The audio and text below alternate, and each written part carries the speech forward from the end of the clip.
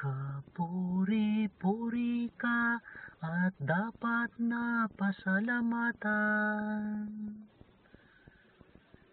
Diyos na sinasamba ng aming mga magulang. Kapuri-puri nga ang iyong pangalan, dakil at banal, magpakailanman ikaw ay pinupuri ng sangkatauhan. Ipinagbubunyi ng tanang kinapal.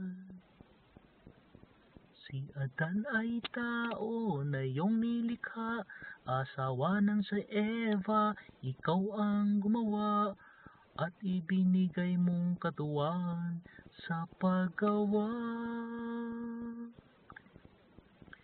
Ang sangkatauhay sa kanila nagmula, di dapat mag-isa ang tao yung wika, gawin nating katuwang na kaniyang kamukha.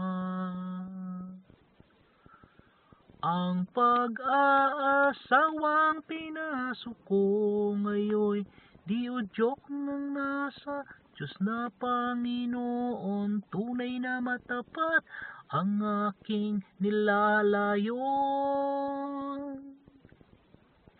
Itong aming buhay naway magkaroon ng awa mo't lakas sa habang panahon, sa hanggang sa pagtanda kami magkatulong.